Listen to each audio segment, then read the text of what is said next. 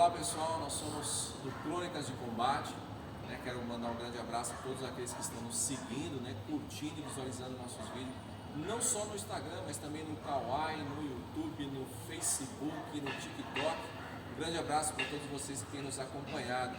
E hoje nós estamos aqui com a Natasha, que é faixa preta em Karatê e também é personal trainer. E hoje ela vai estar falando um pouquinho sobre a filosofia do Karatê, vai estar contando o testemunho que levou ela a praticar esse estilo de artes marciais. Vou deixar a Natasha se apresentar e falar um pouquinho dela aí com vocês. Muito obrigada, primeiramente. Então, eu sou a Natasha Mendes. Eu iniciei o Karatê em 1995, então eu já estou quase fechando 30 aninhos. E o engraçado é que eu comecei o Karatê de uma maneira aleatória. Na verdade, a minha mãe insistiu que eu devesse fazer uma atividade física e eu era sócia do clube comercial e ela falou: você vai fazer Karatê? E eu falei para ela assim: não, eu não quero. E ela falou: não, você vai, faz uma semana, se você gostar, fechou. E daí eu fiz a primeira aula e foi amor à primeira vista. Desde então eu nunca consegui deixar para trás. E hoje sou faixa preta terceiro Dan, formada ali no clube comercial pelo professor Osmildo, Karatê Goju-Ryu da linhagem Yamaguchi.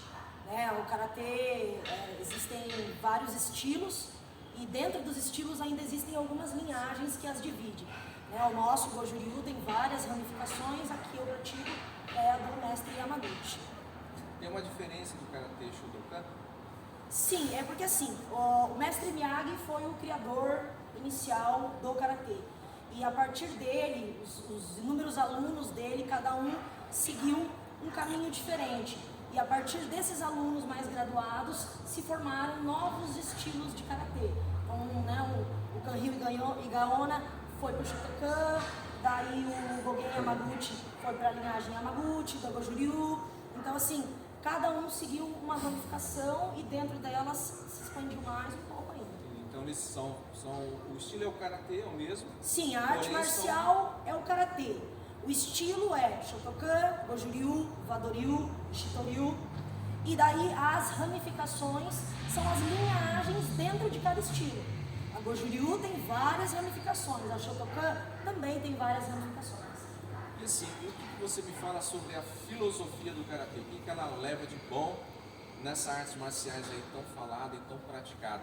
Então, o Karatê, ele tem como um lema básico, são 5 preceitos básicos que focam principalmente na formação do caráter do indivíduo. Então, o objetivo é a gente formar um caráter para que seja um indivíduo produtivo perante a sociedade, certo? Então, aí nós prezamos também pela questão do respeito, acima de tudo. Então, assim, tanto a respeito que dentro do Karatê tem uma hierarquia que tem que ser seguida. Então, eu vou me encontrar com um professor mais graduado, eu tenho que fazer um cumprimento e prestar esse respeito por essa hierarquia. Mas independente de ser mais graduado ou menos, o respeito ele tem que ser o mesmo e tem que existir dentro do tatame e perante a sociedade também. E daí nós temos também a questão de conter o espírito de agressão, que eu acho que também é uma coisa bacana que a arte marcial traz. O Karatê traz isso como uma forma de disciplina. Então assim, você aprende, a gente sabe se defender, a gente sabe lutar. Mas o objetivo não é eu aprender o Karatê para chegar lá na rua e sair batendo em todo mundo. Então assim, a gente cobra isso das crianças desde pequenininhos, as atitudes na escola, com os amiguinhos. Então assim, é uma coisa que rege a filosofia básica do que é o Karatê, o Goju-Ryu.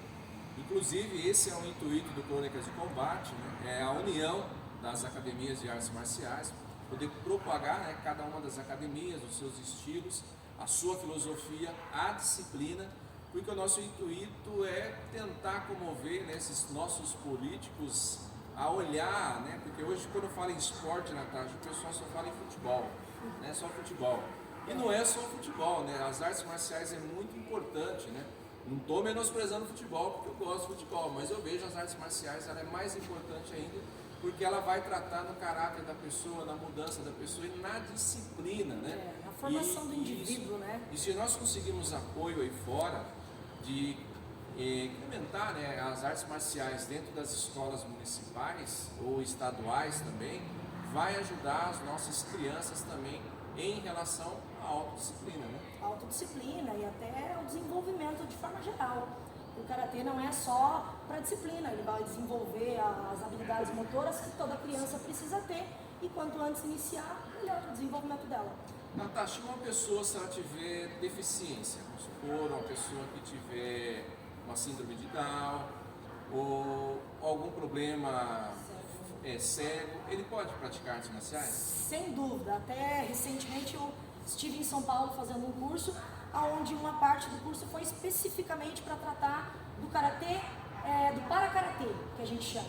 Tá? Ele já existe, então assim, nós temos cadeirantes que competem a níveis internacionais, a nível mundial, e o trabalho que nós fizemos lá foi especificamente com pessoas cegas, e é possível sim, por incrível que algumas pessoas possam achar, é muito bom, é muito fácil, se a pessoa tiver interesse, ela é capaz de tudo.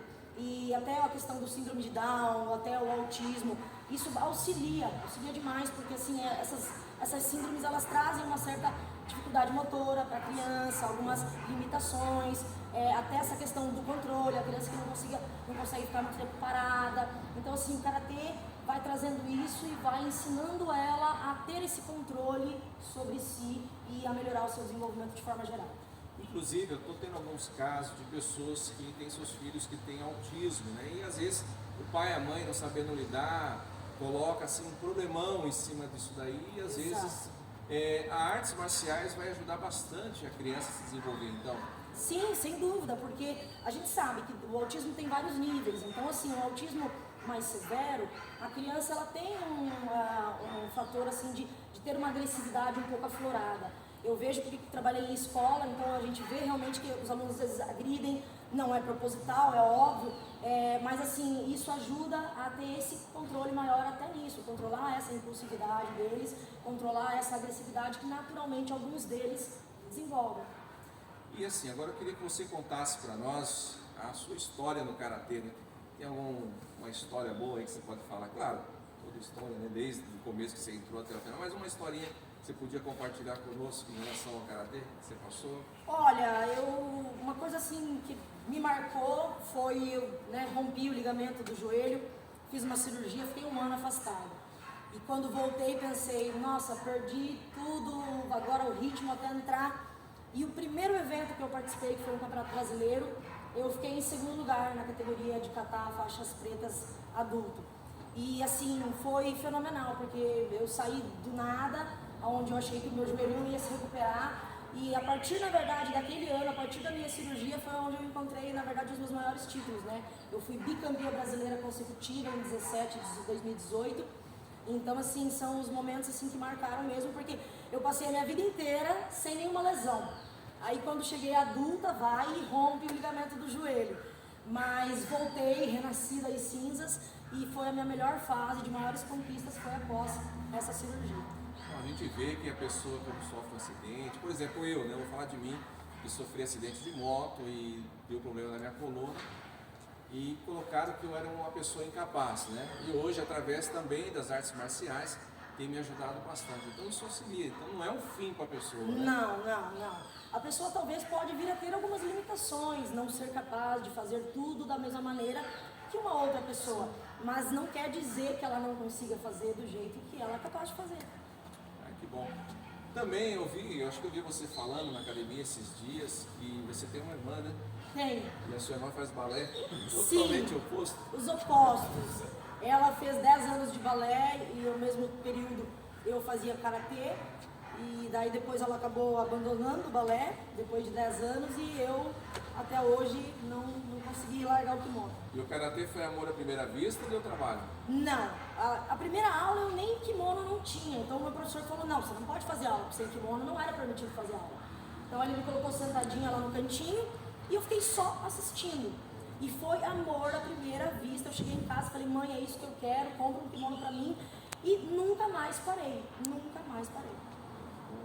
Agora, Natasha, para nós estarmos partindo para o lado final, e a terceira idade? Porque tem as pessoas da terceira idade que falam, não, artes marciais é para jovem, né, pessoa nova, eu não tenho mais idade.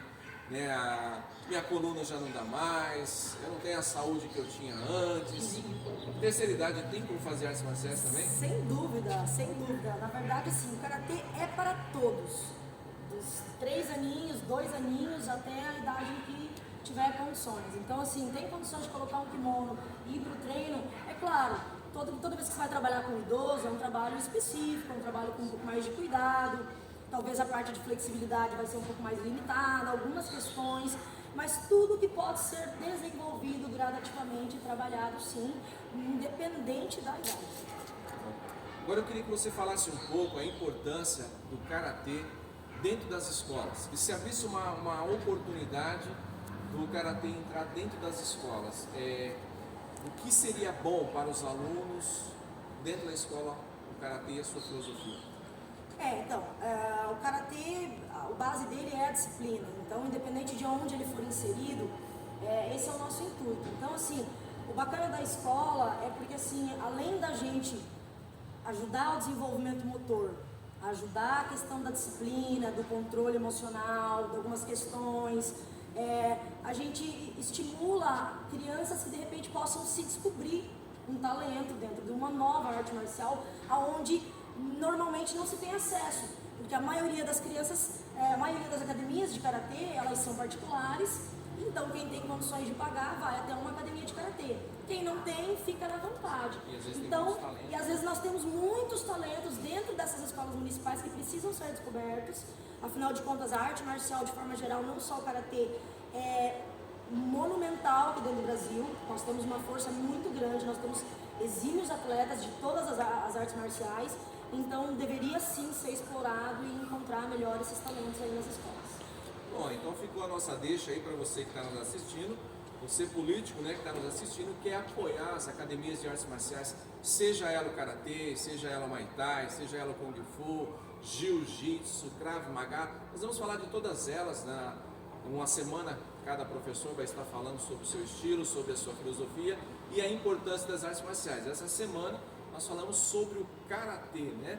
Hoje, né, conosco aqui a Natasha, faixa preta em karatê, e também personal trainer. Deixa eu fazer, né, a propaganda dela aqui, ó. Você que precisa de um personal trainer para treinar, eu falo que eu conheço ela, hein?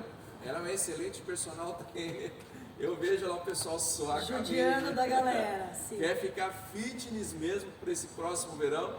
É só procurar a Natasha. Natasha, fala do seu trabalho de personal, deixa o seu telefone aí, vai estar anotado o seu telefone para o pessoal te procurar. Ok. Pessoal, eu atendo na academia Bloom Fit, tá, de Cascavel, aqui no Country, e atendo na parte da manhã, tarde e noite. Ainda tem alguns horários disponíveis, está meio disputado, viu? E podem me procurar no Instagram como personal Natasha H. Mendes, ou então pelo telefone 99902 7034. É só mandar um WhatsApp lá que a gente conversa. Isso, vai estar aqui passando aqui o telefone dela, você pode anotar e estar ligando. Outra coisa, se uma outra academia, um aluno tiver em outra academia e quiser te contratar para ser personal, pode? É possível sim. Tudo vai depender dos horários, da questão logística, de ir até uma academia, ir até outra, mas sim, eu faço atendimento em outros espaços também. Aí ficou você que está fazendo musculação, né, e quer uma profissional te ajudando, te auxiliando, que eu acho isso aí muito importante quando tem um profissional te auxiliando, porque às vezes você vai fazer academia, vai de qualquer maneira, de qualquer jeito. Primeiro que você não vai atingir o que você gostaria de atingir, porque você está fazendo errado, né? E outro, o perigo de causar uma lesão. Então, precisa de um profissional do seu lado lá te auxiliando, te ajudando. Então, precisou de um profissional, tá aqui a Natasha, ó, além de faixa preta, é uma personal trainer. Então, quero mandar um grande abraço, deixa o seu abraço aí. Gente, muito obrigada, agradeço desde já, obrigada a vocês pelo convite mais uma vez, precisando, estamos aí. Então, vou deixar meu grande abraço para todos aí do TikTok, todos do Kawaii, do YouTube, Facebook e o Instagram. Então, um grande abraço do Crônicas do Combate.